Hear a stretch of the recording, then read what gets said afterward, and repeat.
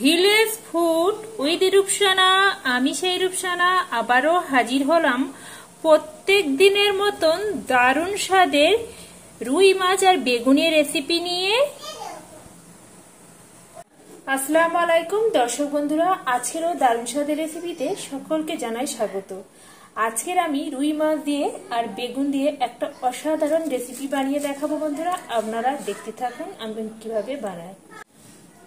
প্রথমে আমি মাছগুলো ম্যারিনেট করে নেব। তার জন্য আমি এখানে স্বাদ মতো নুন অ্যাড করছি আর দিয়ে দেব এখানে 1 চা চামচ উঁচু করে হলুদ গুঁড়ো আর দিয়ে দেব 1 চা চামচ উঁচু করে লঙ্কা গুঁড়ো দিয়ে আমি সমস্ত উপকরণ দিয়ে এবার আমি এর মধ্যে দিয়ে দেব একটু তেলটা দিয়ে আমি সমস্ত মাছের মধ্যে এইভাবে মাখিয়ে নেব, যাতে করে মাছের সমস্ত মশলাগুলো মাছের মধ্যে ঢুকে যেতে পারে। এইভাবে একটু তেল দিয়ে করলে বন্ধুরা এই মাছটা খুবই ভাজার পরে খুবই অসাধারণ একটা টেস্ট হয় বন্ধুরা। এইভাবে করে আমি সমস্ত মাছের মধ্যে মাখিয়ে নেব। মাছগুলো আমি সুন্দর করে ম্যারিনেট করে রেখে দিলাম। এবার আমি এদিকে একটা কড়া বসিয়ে দেব। এবার কড়ার কাজের দিকে আমি চলে যাব। এখানে আমি আগে থেকে একটা কড়া বসিয়ে দিয়েছি, কড়াটা আমার এখানে গরম হয়ে গেছে। এবার আমি এখানে পরিমাণ মতো তেল দেব। তেলটা আমার ততক্ষণ গরম হতে থাক। তেলটা আমার এখানে গরম হয়ে গেছে। এবার মাছগুলো আমি একটা একটা করে তেলের মধ্যে দিয়ে দেব। মাছগুলো দিয়ে সুন্দর করে আমি লাল লাল করে ভাজা করে নেব। মাছগুলো আমার এখানে এক পিঠ করে ভাজা হয়ে গেছে। আবার আমি অপর পিঠটা একইভাবে রকম করে উল্টে দিয়ে সুন্দর করে লাল লাল করে ভাজা করে নেব।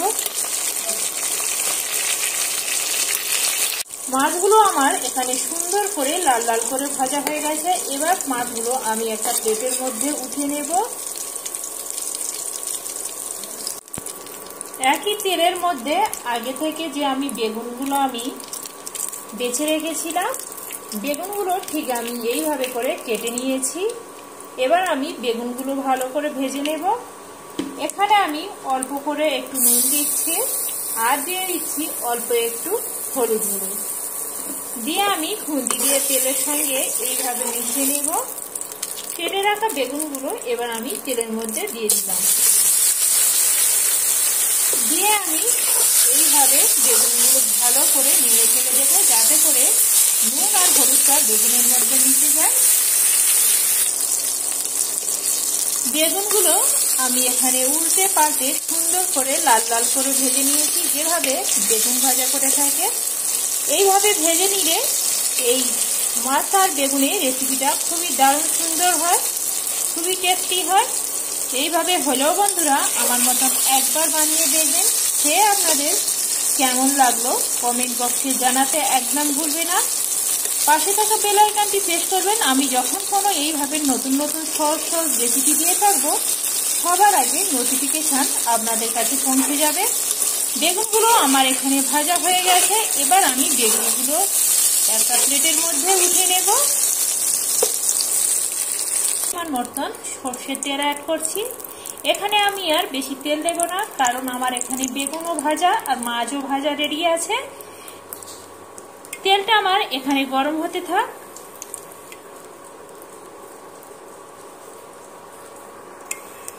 তেলটা আমার এখানে গরম হয়ে গেছে। ফোড়নের জন্য আমি এখানে দিয়ে দিচ্ছি 1/2 চা চামচ কাঁচা জিরে। কাঁচা জিরেটা দিলে সুন্দর একটা ফ্লেভার আসে। কাঁচা জিরেটা আমি তেলের মধ্যে কয়েক সেকেন্ডে ভাজা ভাজা করে নেব। সুন্দর একটা গন্ধ বের হলে এর মধ্যে আমি দিয়ে দেব 2টো পেঁয়াজ কুচি। পেঁয়াজটা আমি তেলের সঙ্গে দিয়ে আমি একটু ভালো করে ভেজে নেব। পেঁয়াজটা আমার ভাজা ভাজা হয়ে গেলে এর মধ্যে আমি দিয়ে দেব টমেটো কুচি। টমেটো আর পেঁয়াজটা আমি এর মধ্যে আবারও দিয়ে সুন্দর করে নাড়াচাড়া করে টমেটোটা ভাজা করে নেব। এবার আমি এর সঙ্গে যোগ করে দেব স্বাদ মতন নুন। নুনটা এই সময় দিলে খুবই সুন্দর হয়, টমেটোগুলো বেশ নরম নরম হয়ে যায়। এবার আমি টমেটোটা এটা কিছুক্ষণের জন্য আবারও ভাজা ভাজা করে নেব।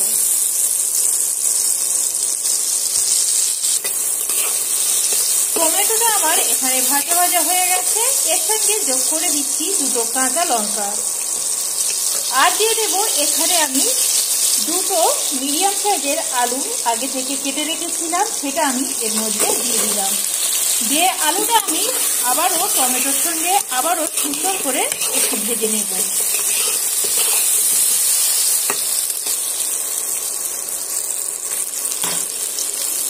আলুটা আমি সুন্দর করে এখানে ভাজা করে নিয়েছি। এবার আমি এখানে দিয়ে দেব অল্প একটু পানি। পানিটা দিয়ে এবার আমি এর মধ্যে দিয়ে দেব হাফ চা চামচ হলুদের গুঁড়ো,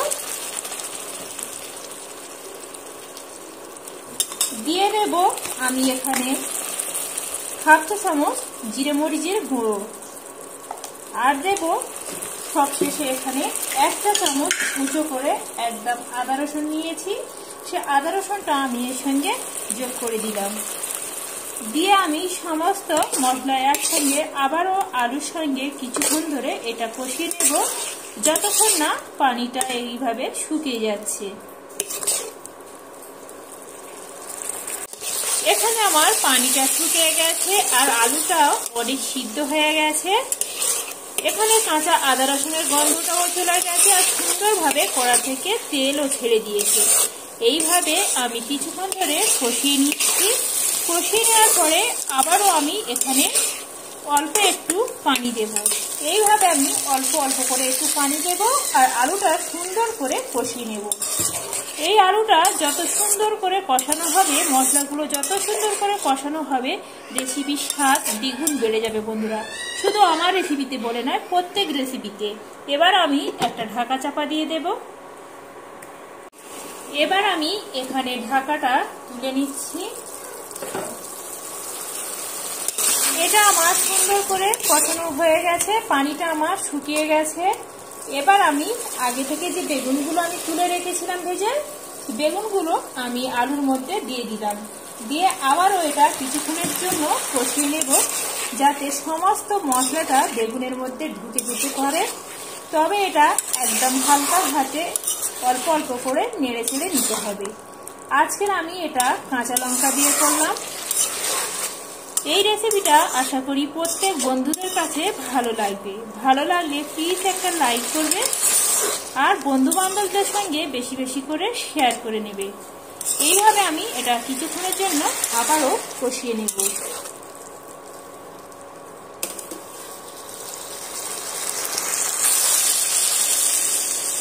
বেগুন আর আলুটা আমি সুন্দর করে কষিয়ে নিয়েছি আর কড়া থেকে সুন্দর একটা তেল ছেড়ে দিয়েছি। এবার আমি গ্রেভির জন্য একেবারে আমি এখানে পানি অ্যাড করব। এখানে বেশি পানি লাগবে না, যেহেতু আমাদের আলু বেগুন সবই একদম রেডি করা আছে। এবার আমি এখানে পানি দিয়ে এইভাবে আলুর সঙ্গে সমস্ত মশলা খুন্তি দিয়ে একবার নেড়ে চেড়ে আবারও আমি ঢাকা দিয়ে দিলাম। আবারও আমি ঢাকাটা এখানে খুলে নিচ্ছি। ঝোলটা আমার এখানে টকবক টকবক করে উঠছে। এবার আমি এর সঙ্গে যোগ করে দেব ভেজে রাখা মাছগুলো। এইভাবে করে আমি সমস্ত মাছগুলো দিয়ে দিলাম। এখানে আমার পেঁপি আর গাঁটা করে আমি সমস্ত মাছ দিয়ে আমি খুন্তি দিয়ে এইভাবে একটু ফাঁকা ফাঁকা করে দিয়ে এইভাবে আমি ঝোলের মধ্যে এইভাবে মাছগুলো ঢুকিয়ে দেব, যাতে করে মাছের একটা সুন্দর স্বাদটা ঝোলের মধ্যে বেরিয়ে যায়। আবারও আমি এটা ঢাকা দিয়ে দেব। এটা আমি আবারও 5 মিনিটের মতন হতে দেব। আবারও আমি এখানে ঢাকাটা খুলে নিচ্ছি আর দেখতে পাচ্ছেন বন্ধুরা কত সুন্দর লোভনীয় দেখাচ্ছে। এখানে আমি একটা আলুও ভেঙে দেখাচ্ছি কত সুন্দরভাবে আলুগুলো একদম সিদ্ধ হয়ে গেছে। এখানে আমার রেসিপিটা একদম রেডি হয়ে গেছে। এখানে আমার হাতের কাছে ধনেপাতাটা নেই বন্ধুরা, আপনারা এই সময়ে ধনেপাতাটাও ছড়িয়ে দিতে পারেন, খুবই সুন্দর ফ্লেভার আসে।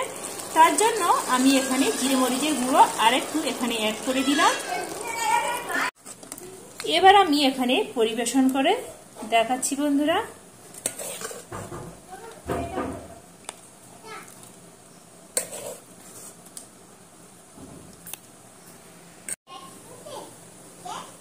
বন্ধুরা আমার এই রেসিপিটি ভালো লেগে থাকলে বন্ধুরা একটা লাইক কমেন্ট শেয়ার করতে ভুলবেন না।